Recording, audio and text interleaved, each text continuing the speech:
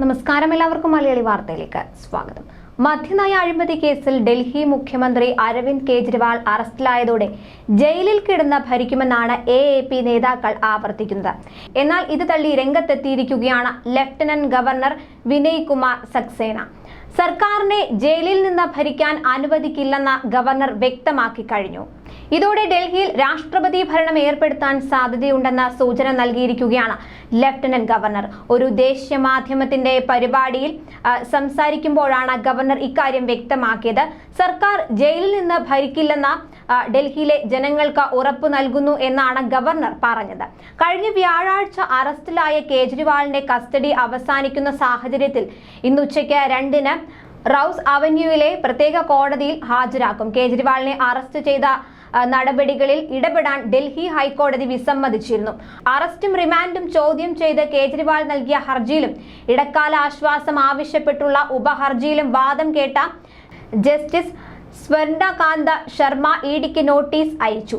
April 2-നകം മറുപടി നൽകാൻ നിർദ്ദേശിച്ച കോടതി വിഷയം ഏപ്രിൽ 3-ലേക്ക് മാറ്റി. ഹർജിയിൽ അന്ന് അന്തിമ തീർപ്പുണ്ടാകുമെന്നും അറിയിച്ചിട്ടുണ്ട്. അറസ്റ്റിനെതിരെ കേജ്രിവാൾ നൽകിയ ഹർജിയുടെ പകർപ്പ് നൽകിയില്ലെന്നും മറുപടി നൽകാൻ കൂടുതൽ സമയം വേണമെന്നും EDക്ക് വേണ്ടി ഹാജരായ additional solicitor general SV Raj വാദിച്ചു. 23-ന് നൽകിയ ഹർജിയുടെ പകർപ്പ് കഴിഞ്ഞ ദിവസമാണ് ലഭിച്ചത് എന്ന് പറഞ്ഞു. കേജ്രിവാളിന് വേണ്ടി ഒന്നിലേറെ അഭിഭാഷകർ ഹാജരാകുന്നതിനെയും അദ്ദേഹം എതിർത്തു.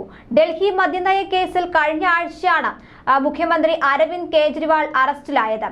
നേരത്തെ ഉപമുഖ്യമന്ത്രിയായിരുന്ന മനീഷ് സിസോദിയെയും പ്രമുഖ നേതാവ് സഞ്ജയ് സിംഗിനെയും ED അറസ്റ്റ് ചെയ്തിരുന്നു. ഇതുമായി ബന്ധപ്പെട്ട് വൻ പ്രതിഷേധ പ്രകടനങ്ങൾക്കാണ് രാജ്യ തലസ്ഥാനം സാക്ഷ്യം വഹിച്ചത്. അതേസമയം ഡൽഹി മദ്യനയ കേസിന് ശേഷം ED അടുത്ത നടപടിയിലേക്ക് പോകുന്ന ഏറ്റവും വലിയ അഴിമതി കേസ് കരുവന്നൂർ സഹകരണ അഴിമതിയാണെന്ന ആശങ്ക CPM-നുണ്ട്. കോഴിക്കോട്ടേക്കുള്ള യാത്രക്കിടയിൽ മുഖ്യമന്ത്രി പിണറായി വിജയൻ തൃശൂരിലെ CPM ജില്ലാ ആസ്ഥാനത്ത് എത്തി കരുവന്നൂർ അഴിമതിയുമായി ബന്ധപ്പെട്ട പ്രതികളെ രഹസ്യമായി കണ്ടിരുന്നു. കരുവന്നൂർ ആരോപണം നേരിടുന്ന MM വർഗീസ്, സംസ്ഥാന സെക്രട്ടേറിയറ്റ് അംഗം PK ബിജു, സംസ്ഥാന കമ്മിറ്റി അംഗങ്ങളായ മുൻ മന്ത്രി AC മൊയ്തീൻ, MK കണ്ണൻ എന്നിവരെയാണ് മുഖ്യമന്ത്രി നേരിൽ കണ്ടത്. ഏത് സാഹചര്യവും നേരിടാൻ തയ്യാറാകണമെന്നാണ് മുഖ്യമന്ത്രി ഇവർക്ക് നിർദ്ദേശം നൽകിയതെന്നാണ് വിവരം. ഡൽഹിയിൽ ഇപ്പോഴുണ്ടായ സാഹചര്യം നാളെ കേരളത്തിൽ ഉണ്ടായാലും അതിശയിക്കേണ്ടതില്ല. കാരണം ഓരോ ദിവസവും പുറത്തു വന്നുകൊണ്ടിരിക്കുന്നത് സംസ്ഥാനം ഭരിക്കുന്ന പാർട്ടിയുടെ അഴിമതി കഥകളാണ്. ന്യൂസ് ഡെസ്ക് മലയാളി വാർത്ത.